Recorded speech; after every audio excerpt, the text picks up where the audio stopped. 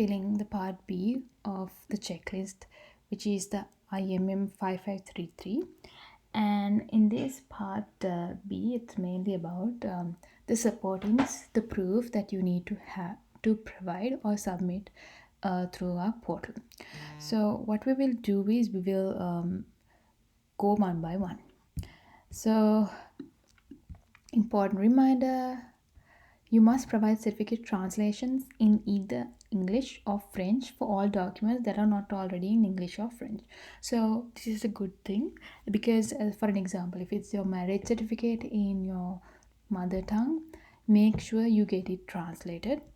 Also, mainly certificates. In terms of education, also it's important if they have requested it. Yeah.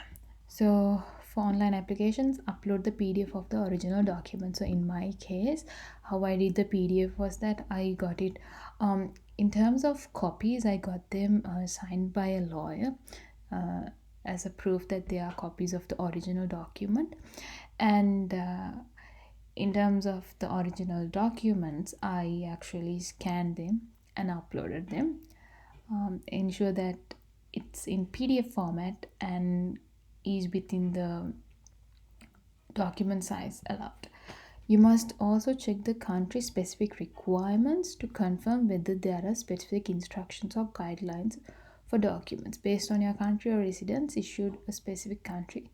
The documents you submit must satisfy the instruction provided for delays. Okay, so okay. It was the same. And a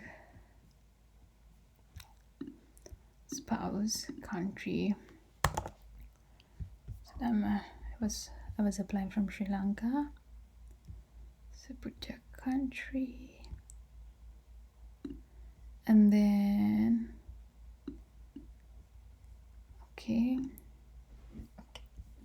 So if you come here, country specific requirements, it's only about military services and no special instructions or documents for the country. So I was not employed by the military, so this is not relevant. So I do not have any country specific requirements. So let's move on. Okay, supporting documents for sponsor. So sponsor is in this case the husband who is living in Canada, who is a Canadian citizen. Okay, so what needs to happen is, now let's go through it. The status in Canada. So this is to prove the status of that person in that country. Okay, I'm gonna check it. Please check the box which describes your spouse's status in Canada. Sorry, the sponsor status in Canada and provide relevant documentation. I am a permanent resident of Canada. It's relevant if the sponsor is a permanent resident, but in my case, my sponsor was a Canadian citizen. So you click on that. Submit a photocopy of one of the following 4 items. Even though it says a photocopy, since you are doing an online application, it's gonna be a PDF copy of it. Okay, for online applications, upload the PDF of the original document. So it says select one of the following 4 items. So it can be Canadian citizenship certificate or card. Could be the Canadian citizenship card, Canada birth certificate, Canada passport. Okay, so they are asking only a photocopy of one of the following 4 items. So in my case, I went ahead with providing the Canada citizenship certificate. So this is not relevant for me. And then we'll see, are you the sponsor a Canadian citizen living outside Canada? So in my case, it was not the case. My spouse was living in Canada, so yes. Sorry, it should be no. Okay.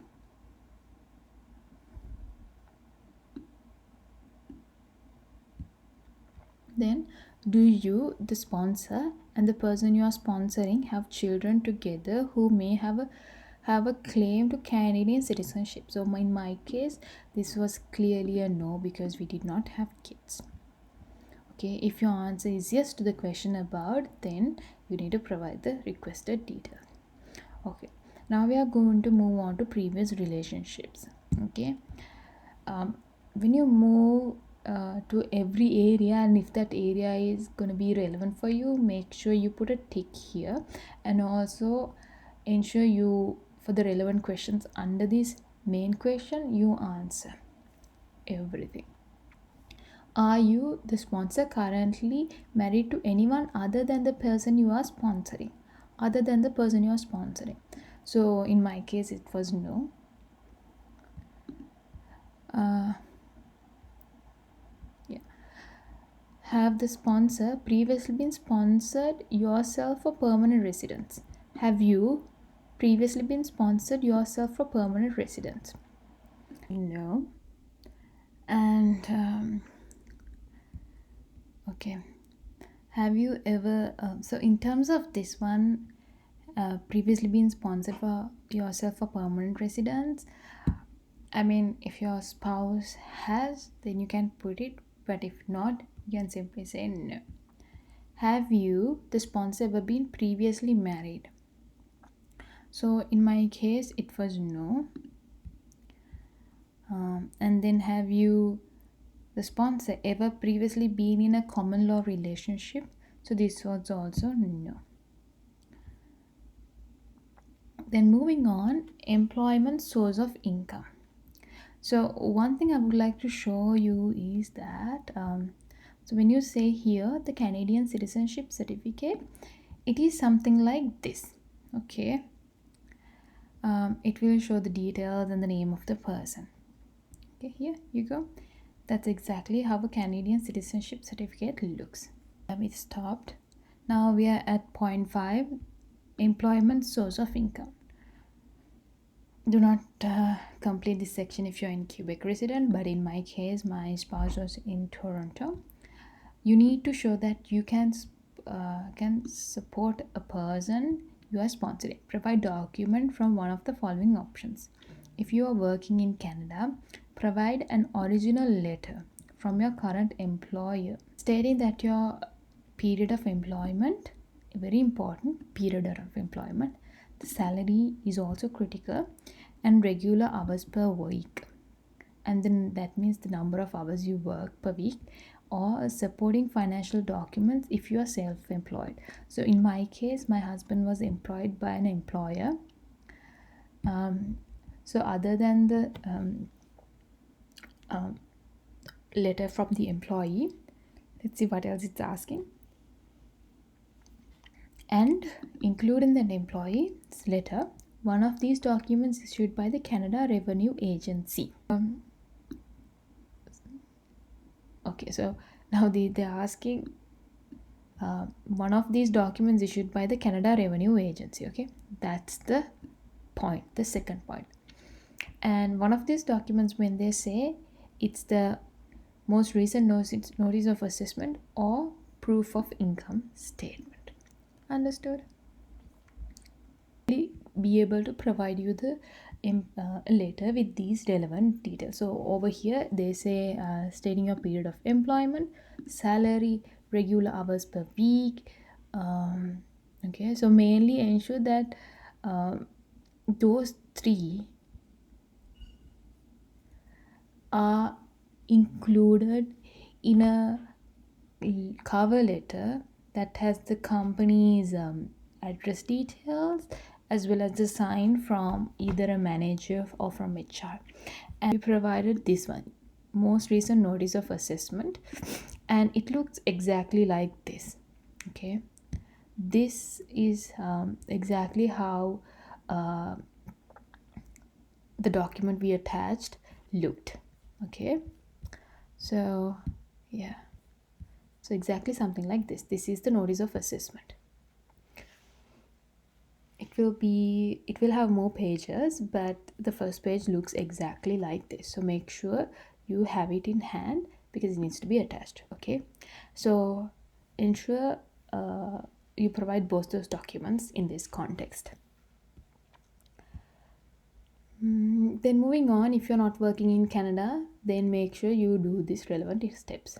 Me, I missed something, which is checking this list. What I will do is I will quickly do that now. Okay,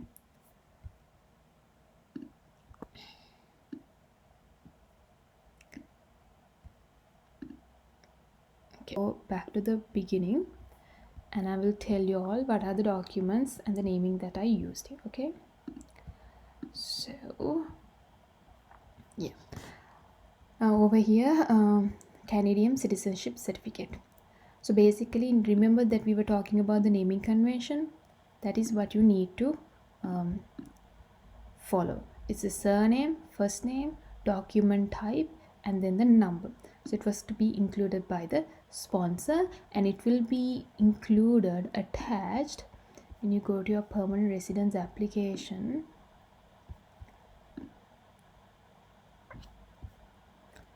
It will come under, this is how you name, remember this one, ensure you follow that.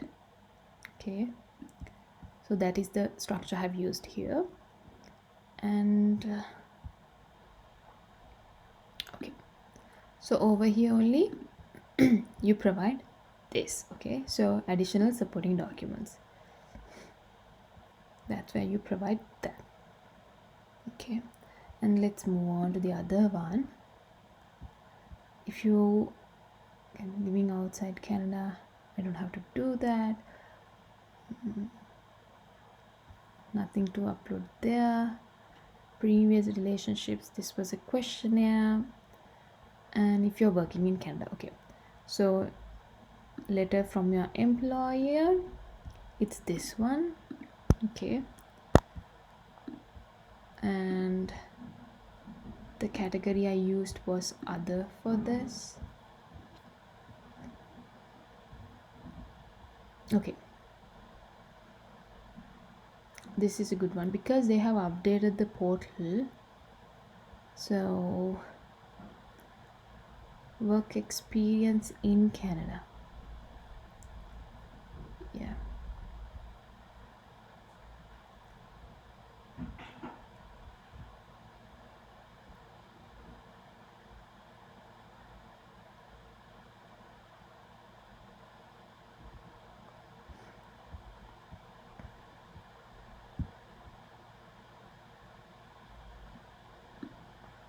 Okay, let me correct this.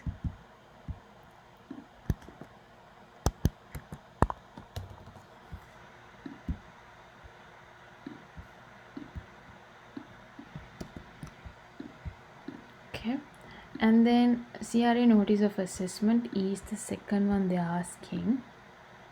Okay, so this is how you name the document, and I submitted this application in 2021, so that's why the latest one was 2022.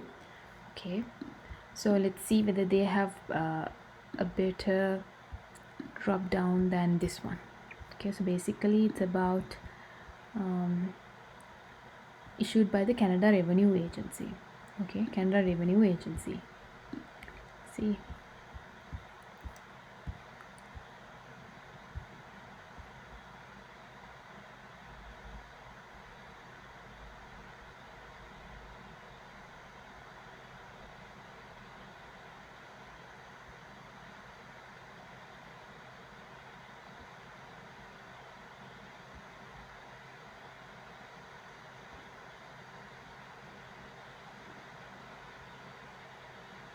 okay, in that case I would definitely put it on the other because I did not see any category that would define that. Okay, so I believe the first one we can actually put it under here. Okay, I'm gonna update them, you will see.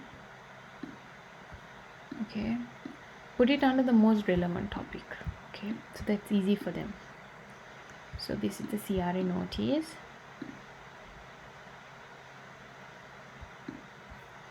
I don't think I saw anything related to revenue. Yeah, income. Okay, I think we can put in the proof of yeah, because it's notice of assessment.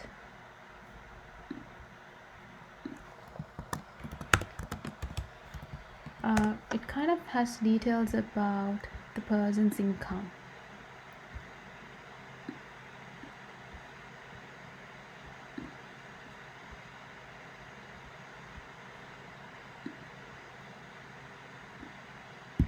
Okay, I think you can actually put it under proof of income.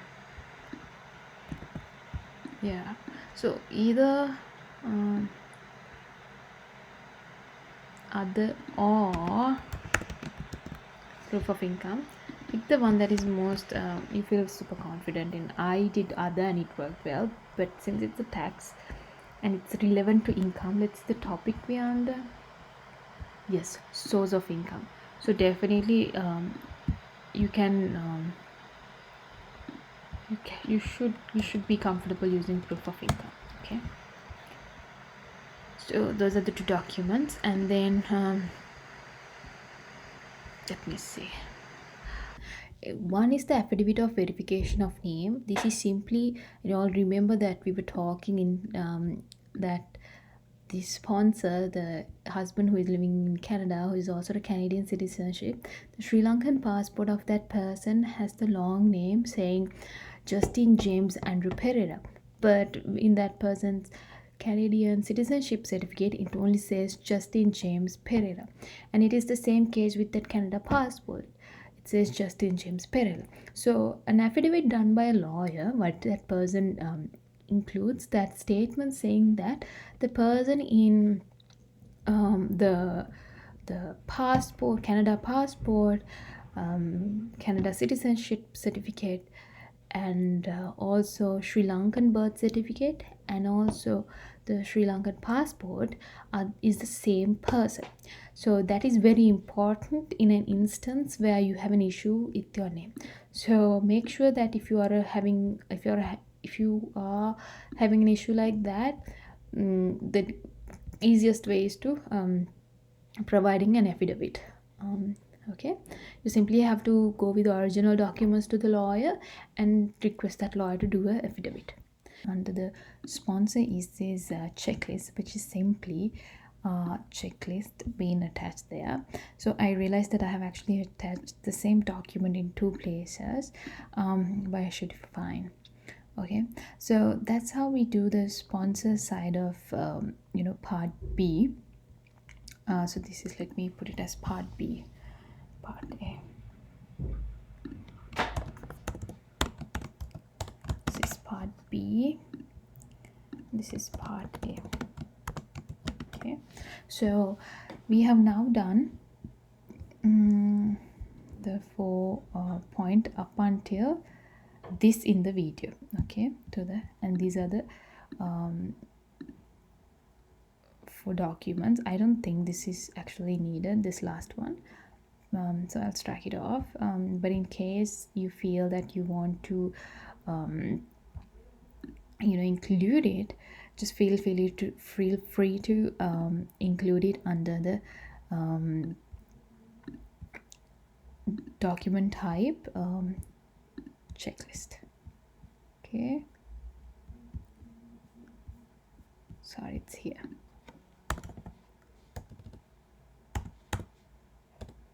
Document checklist.